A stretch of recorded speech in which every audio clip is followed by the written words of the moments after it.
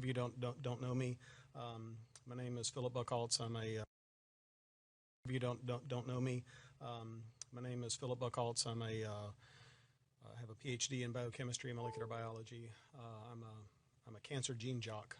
Basically, I do cancer genomics research at the University of South Carolina, and what that means is that I'm kind of an expert on all the ways that the human genome can get futzed with during your lifetime, and which of those things cause cancer and which ones don't. Okay, so technically that means that I'm very, very skilled in the art of DNA sequencing. Okay, I can figure out the sequence of things that I didn't know what I was looking for, and I'm also pretty good. When I say I mean the people in my laboratory. You're not going to hear their names, but there's a group of people that do this excellent work. We're really good at detecting foreign pieces of DNA in places where they're not supposed to be, even if they're real low levels. And we used those skills during the pandemic.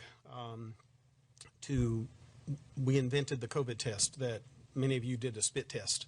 Okay, that came out of my lab because we were really good at that kind of stuff. And so I've earned a fair amount of respect in the state of South Carolina and in this body, because we did a ton of COVID testing in the middle of the night when people were afraid, and we told them, no, you don't have COVID in your home, or yes, you do.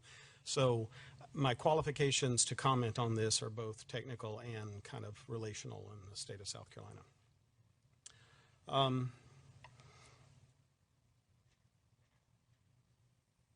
I'll cut to a very narrow theme here, but it does touch on lots of these regulatory issues, and I'll leave it to you to expand on those if you want to. I'll try to stay in this narrow lane of some problems in the Pfizer vaccine as a case study for places in which regulatory oversight could be improved. All right, so first of all, let me say that my interpretation of the literature is that the Pfizer vaccine did a pretty good job of keeping people from dying, but it did a terrible job of stopping the pandemic. The early publications showed that it stopped infection, but that only lasted for like a month. Dr. Buckhaultz, could yes. you pull the mic a little closer to you? Staff's telling me they're having trouble getting you on the recording. Okay. Okay, thank you. In my professional evaluation of the literature, the Pfizer vaccine did a pretty good job of keeping people out of the cemetery, but it sucked at stopping the pandemic. And it was the best of sucky options that we had. And I still believe that it was deployed mostly in good faith, but there were a lot of shortcuts taken because the house was on fire, and we could do a better job next time from the lessons that we're going to learn here. That's my own personal view of this, but I'm also, my philosophical bent here is, I'm sure many of you have heard of Occam's razor, right? Choose the simplest of explanations. Well, there's another one called Hanlon's razor, which is never attribute malice to that which can be better explained by incompetence. And so I'm trying to be gracious here in many circumstances. There could be malice underneath, but I'm trying to see just incompetence to be gracious. So the Pfizer vaccine is contaminated with plasmid DNA. It's not just mRNA. It's got bits of DNA in it. This DNA is the DNA vector that was used as the template for the in vitro transcription reaction when they made the mRNA. I know this is true because I sequenced it in my own lab. The vials of Pfizer vaccine that were given out here in Columbia, one of my colleagues was in charge of that vaccination program in the College of Pharmacy, and for reasons that I still don't understand, he kept every single vial. So he had a whole freezer full of the empty vials. Well, the empty vials have a little tiny bit in the bottom of them. He gave them all to me, and I looked at them. We had 2 batches that were given out here in Columbia, and I checked these 2 batches, and I checked them by sequencing. And I sequenced all the DNA that was in the vaccine, and I can see what's in there. And it's surprising that there's any DNA in there, and you can kind of work out what it is and how it got there, and I'm kind of alarmed about the possible consequences of this, both in terms of human health and biology, but you should be alarmed about the regulatory process that allowed it to get there. So this DNA, in my view, it could be causing some of the rare but serious side effects like death from cardiac arrest. So there's a lot of cases now of people having suspicious death after vaccine. It's hard to prove what caused it. It's just, temporally associated. And this DNA is a plausible mechanism. Okay. This DNA can and likely will integrate into the genomic DNA of cells that got transfected with the vaccine mix. This is just the way it works. We do this in the lab all the time. We take pieces of DNA, we mix them up with a lipid complex like the Pfizer vaccine is in. We pour it onto cells, and a lot of it gets into the cells, and a lot of it gets into the DNA of those cells, and it becomes a permanent fixture of the cell. It's not just a temporary thing. It is in that cell and all of its progeny from now on forevermore. Amen. So that's why I'm kind of alarmed about this DNA being in the vaccine. It's different from RNA because it can be permanent. This is a real hazard for genome modification of long-lived somatic cells, like stem cells. And it could cause, theoretically, this is all a theoretical concern, but it's pretty reasonable based on solid molecular biology, that it could cause a sustained autoimmune attack toward that tissue. It's also a very real theoretical risk of future cancer in some people. Depending on where in the genome this foreign piece of DNA lands, it can interrupt a tumor suppressor or activate an oncogene. I think it'll be rare, but I think the risk is not zero, and it may be high enough that we are to figure out if this is happening or not. And again, the autoimmunity thing is not my wheelhouse. I'm not an immunologist, but the cancer risk is. That's my bag. I know this is a thing, and it is a possibility. Okay, a little nerdy science here. The central dogma of molecular biology is that DNA gets transcribed into RNA, okay? And then RNA gets translated into protein. This is just how life runs. Why does this matter? Well, DNA, for the purposes of this discussion, DNA is a long-lived information storage device. Okay, what you were born with, you're going to die with and pass on to your kids. DNA lasts for hundreds of thousands of years, and it can last for generations if you pass it on to your kids, right? So alterations to the DNA, they stick around. RNA, by its nature, is temporary. It doesn't last. And that feature of RNA was part of the sales pitch for the vaccine. The pseudouridine was supposed to make the RNA last a little bit longer, but still, it's a transient phenomenon. We're talking hours to days, okay? And then proteins. Once proteins are made, they also don't last forever. They last for hours to days. But something that makes its way into DNA has the potential to last for a very long time, maybe a lifetime.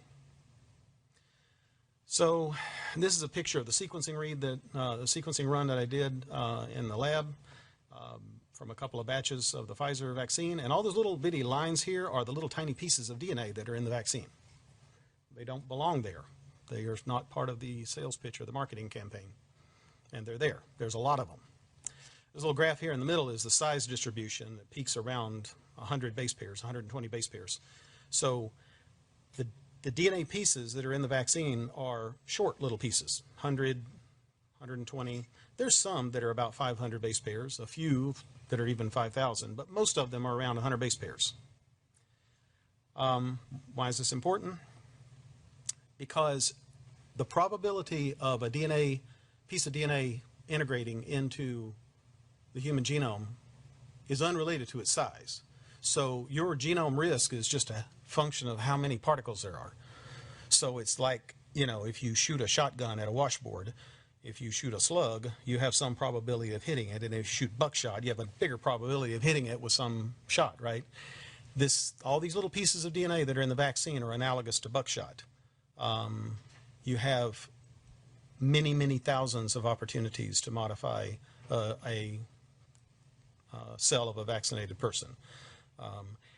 The pieces are very small because during the process they chopped them up to try to make them go away, but they actually increased the hazard of genome modification in the process. That's how this got here. In my view, somebody should go about sequencing DNA samples from stem cells of people who are vaccinated and find out if this theoretical risk has happened or not. I think this is a real serious oversight, regulatory oversight that happened at the federal level, and somebody should force this to happen somewhere. Dr. Buckhaults, if you allow, are you capable of doing that? Yeah, we do that kind of thing, but in order for it to be trustworthy by the public, this has to be done by lots of people. Right? Okay. I'll talk to you more about that later. Yeah, this is our deal. This is why I know this should have been done at the federal level. Okay. So we took all these pieces of DNA and we used them to glue together what the source DNA must have been. This is kind of, again, this is what we do in the lab all the time. And all these little red and green lines here, these are all independent little pieces of DNA. This must have had 100,000 pieces of DNA in this sequencing run.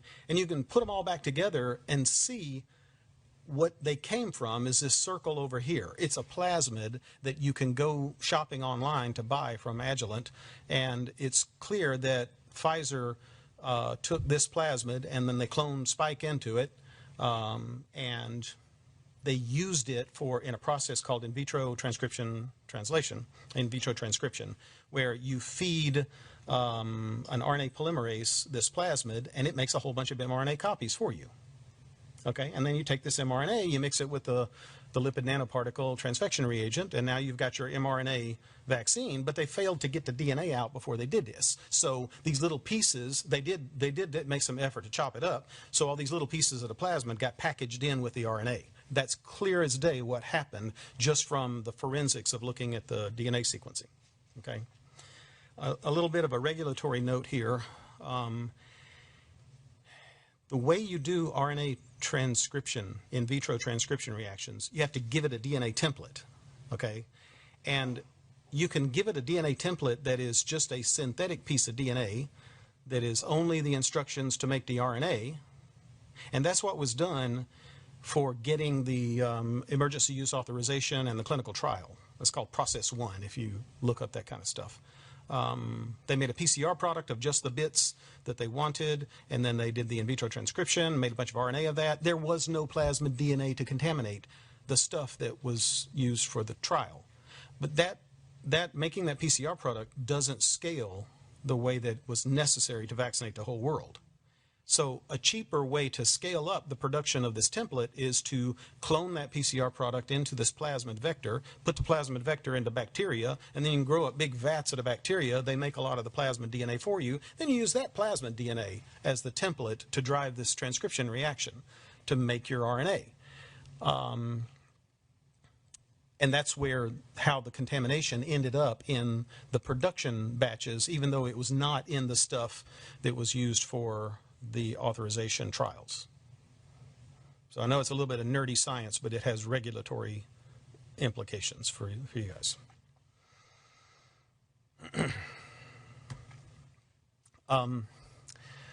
We can measure the quantity of this stuff pretty easy in the lab. We're good at doing this kind of stuff. This is the same. We made a little PC. A colleague of mine at MIT made, who used to work for the Broad Institute at MIT. He made a little PCR test, and we cloned it here. This is similar to the PCR test that you all took for the spit test. Okay, same idea and same expertise behind it. And we can quantify exactly how much of this stuff is in a vaccine or any other tissue. And, I estimate that there were about 2 billion copies of the one piece that we're looking for in every dose. And if you look back at that map I showed you where it's all these the little piece that we're looking for is just that little bit right there, okay? But if you see 2 billion copies of this, there's about 200 billion of everything else. So what this means is that there's probably about 200 billion pieces of this plasmid DNA in each dose of the vaccine, and it's encapsulated in this lipid nanoparticle, so it's ready to be delivered inside the cell. Okay? This is a bad idea. My conclusions from this, we should check a bunch of people. My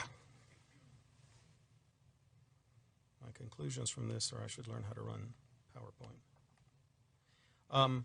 We should check a bunch of vaccinated people getting tissue samples especially if we focus on harmed people, but that's not necessary. We could also just focus on regular unharmed people and see if this plasmid DNA is integrating into the genomes of any of their stem cells.